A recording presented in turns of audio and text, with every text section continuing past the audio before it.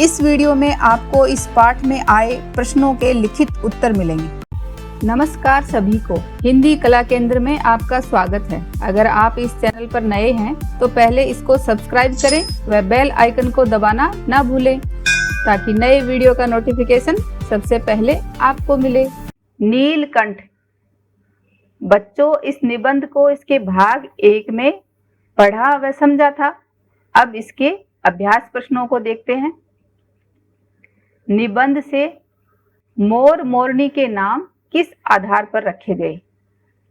मोर की गर्दन नीली होने के कारण उसका नाम नीलकंठ रखा गया और मोरनी मोर के साथ रहती थी, इसलिए उसका नाम राधा रखा गया। जाली के बड़े घर में पहुंचने पर मोर के बच्चों का किस प्रकार स्वागत हुआ?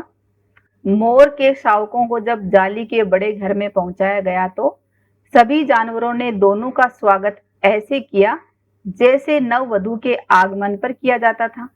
लक्का कबूतर नाचना छोड़ उनके चारों ओर घूम घूम कर गुटरगू करने लगा।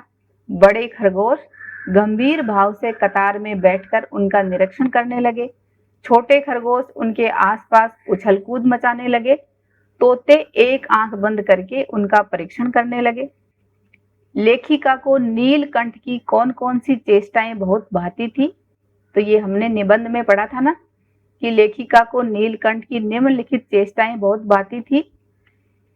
उसका गर्दन ऊंची करके देखना, विशेष भंगिमा के साथ गर्दन नीची कर दाना चुगना, पानी पीना, गर्दन को टेढ़ी करके शब्द सुनना, मेघों की गर्जन ताल पर उसका इंद्रधनुष के गुच्छे जैसे पंखों को मंडलाकार बनाकर तन में नृत्य करना, लेखिका के हाथों से होले होले चने उठाकर खाना, लेखिका के सामने पंख फैलाकर खड़े होना आदि।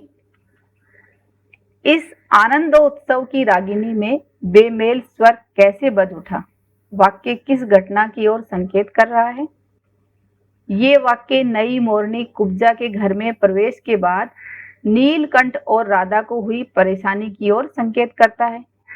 नीलकंठ और राधा अपना जीवन साथ साथ आनंद की रागिनी बजाते हुए बिता रहे थे, लेकिन कुब्जा के आने से उसमें बेमेल स्वर बज उठा, क्योंकि कुब्जा ने नीलकंठ के शांतिपूर्ण जीवन में ऐसा कोलाहल मचाया कि राधा की दूरी से बेचारे नीलकंठ की प्रसन्नता का अंत हो गया और अंत में नीलकंठ को अपने प्राण ही त्यागने पड़े।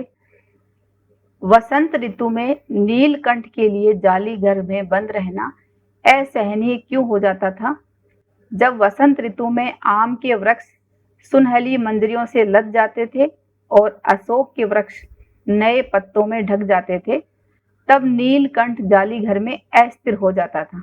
वह वसंत ऋतु में किसी घर में बंदी होकर नहीं रह सकता था। उसे पुष्पित और पल्लवित वृक्ष भाते थे, तब उसे बाहर छोड़ देना पड़ता था। जाली घर में रहने वाले सभी जीव एक दूसरे के मित्र बन गए थे, पर कुब्जा के साथ ऐसा संभव क्यों नहीं हो पाया?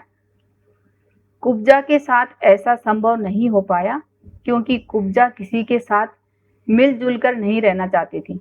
वह सबसे लड़ती रहती और उसे केवल नीलकंठ के साथ रहना पसंद था। वह किसी को भी उसके पास नहीं जाने देती थी। कुब्जा हर वक्त गुस्से में रहती और सभी को चोंच मारती थी। अपने इसी स्वभाव के कारण वह किसी से मित्रता नहीं कर सकी। नीलकंठ ने खरगोश के बच्चे को सांप से किस तरह बचाया? जाली घर के भीतर घुसकर जब सांप ने खरगोश के बच्चे का आधा पिछला शरीर मुंह में दबा लिया और निगलने की कोशिश करने लगा, तब उसकी दर्द भरी व्यथा सुनकर नीलकंठ उसे बचाने आया। नीलकंठ ने बहुत सतर्क होकर सांप को फन के पास से पंजों से दबाया और फिर अपनी चोंच से प्रहार करके उसे अधमरा कर दिया। सांप के फन की पकड़ ढीली पड़ गई और खरगोश का बच्चा मुख से निकल आया। इस प्रकार नीलकंठ ने खरगोश के बच्चे को सांप से बचाया। इस घटना के आधार पर नीलकंठ के स्वभाव की विशेषताओं का उल्लेख कीजिए। इस घटना के आधार पर नीलकंठ के स्वभाव की निम्नलिखित विशेषताएं निकलकर सामने आती हैं।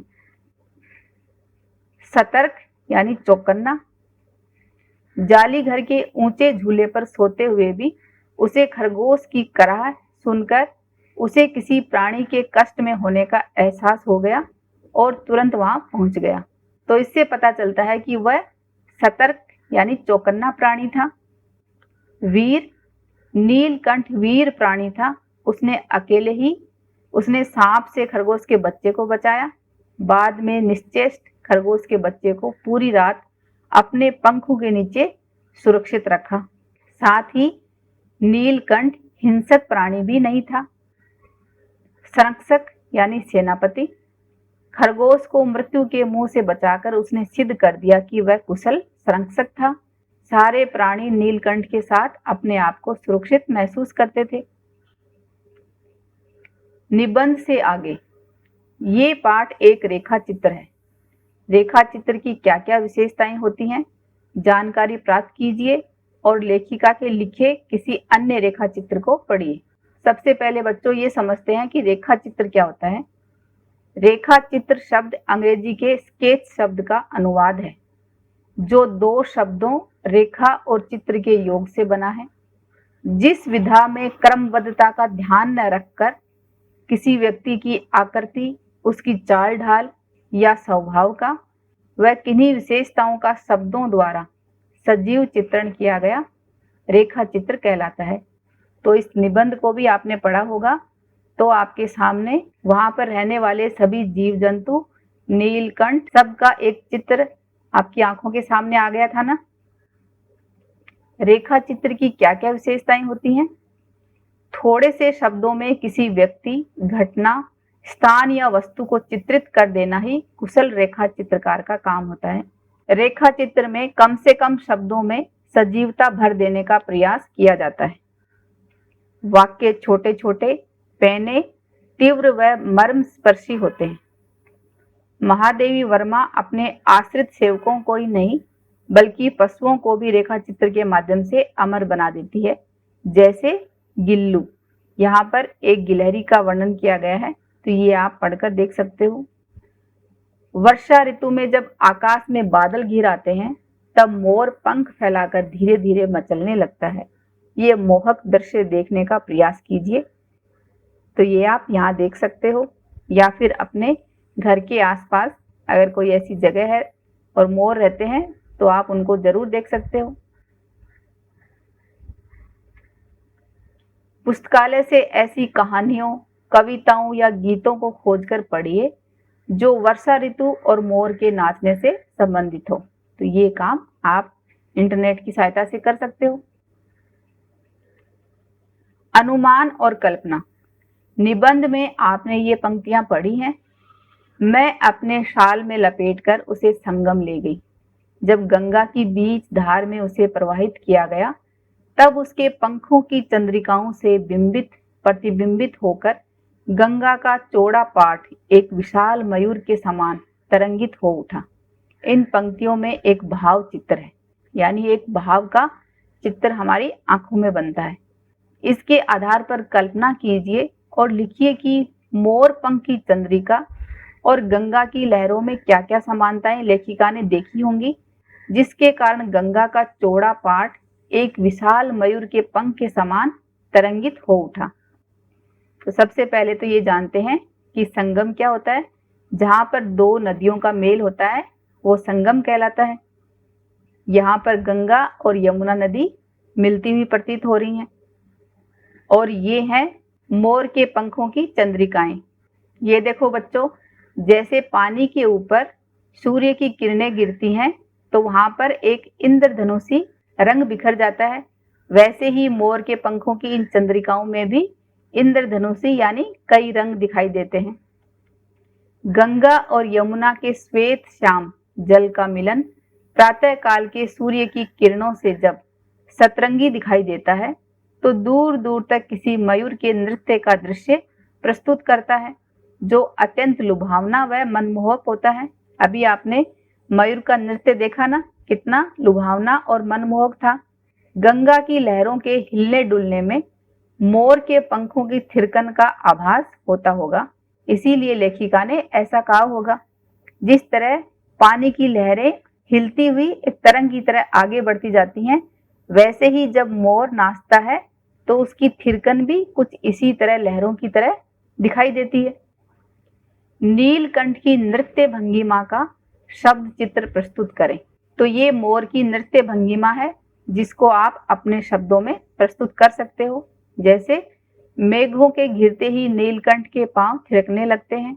जैसे जैसे वर्षा तीव्र से तीव्रतर होती है, उसके पांवों में शक्ति आ जाती है और नृत्य तेजी से होने लगता, जो अत्यंत मनोहारी होता है। नीलकंठ के पंख फैलाते ही इंद्रधनुष का दृश्य साकार हो उठता। इसी तरह आप इसको आगे और बढ़ा सकते हो। भाषा की बात। रूप शब्द से कुरूप, स्वरूप, बहुरूप आदि शब्द बनते हैं। इसी प्रकार नीचे लिखे शब्दों से अन्य शब्द बनाओ।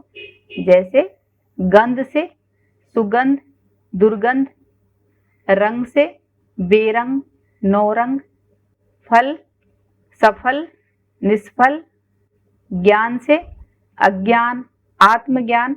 और इन शब्दों से एक एक शब्द और बनाकर आप मुझे कमेंट बॉक्स में लिखकर बताना। विस्मयाभिभूत शब्द विस्मय और अभिभूत दो शब्दों के योग से बना है। विस्मय प्लस अभिभूत। इसमें विस्मय के ये के साथ अभिभूत के ए के मिलने से या हो गया। तो ये और ए मिलकर क्या बन गए? या। विस्मयाभिभूत। ए आदि वर्ण हैं। ये सभी वर्ण ध्वनियों में व्याप्त हैं। व्यंजक वर्णों में इसके योग को स्पष्ट रूप से देखा जा सकता है। जैसे क प्लस ए मिलकर बनता है क इत्यादि। ए की मात्रा के चिह्न से आप परिचित हैं। ए की भांति किसी शब्द में आ के भी जुड़ने से आकार की मात्रा ही लगती है। जैसे मंडल प्लस आकार, तो ये दोनों मिलकर क्या बनते हैं?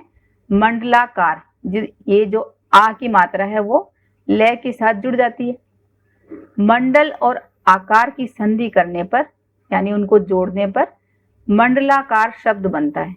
और मंडलाकार शब्द का विग्रह करने पर, विग्रह का अर्थ है उन शब्द को तोड़ने पर, मंडल और आकार दोनों अलग होते हैं। नीचे दिए गए शब्दों के संधि विग्रह कीजिए। संधि का अर्थ है शब्दों को जोड़कर लिखना है और विग्रह का अर्थ है इन शब्दों को तोड़कर लिखना है। जैसे नील प्लस आब, तो इन दोनों को जोड़ना है, तो दोनों मिलकर क्या बनेंगे? नीलाभ। लय के साथ आ की मात्रा लग जाती है तो बन गया नीलाभ। नव आगंतुक, दोनों मिलकर बनेंगे नवागंतुक। यहां पर इन दोनों को तोड़ना है। सिंहासन, तो सिंह प्लस आसन।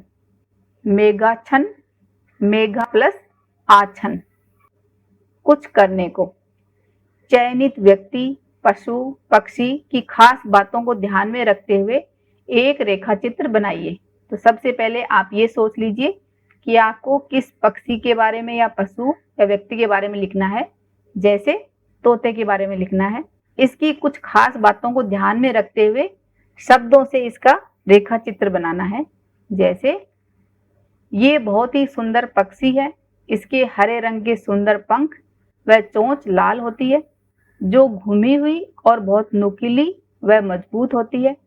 ये विशाल पेड़ों की कोटर में अपना घोंसला बनाता है। इसके खाना खाने का अंदाज बड़ा ही निराला होता है। ये किसी भी चीज को अपने पंजों से आसानी से पकड़ लेता है, फिर उसे चोंच से काट काट कर बड़े मजे से खाता है। इनमें बोलने की क्षमता अद्भुत होती है। ये इंसानों की बोली की नकल उतारने में माहिर होते हैं। इसी कारण लोग इन्हें बहुतायत से पालना पसंद करते हैं। इस निबंध को एक बार फिर से पढ़ें व समझें। आपके आसपास रहने वाले पक्षियों में कौन सा पक्षी आपको सबसे अधिक पसंद है, उसका नाम जरूर बताना। आपको मोर की कौन सी विशेषता सबसे अच्छी लगी, वो भी बताना है। सुझावों व सुधारों के लिए कमेंट बॉक्स में लिखें। अगर हमारे वीडियो बन ही रहे हैं आपके फेवरेट, तो फिर क्यों ना करें इनको लाइक, सब्सक्राइब और रिकमेंड। हमें और बेहतर बनाने के लिए आप कर सकते हैं कमेंट। धन्यवाद।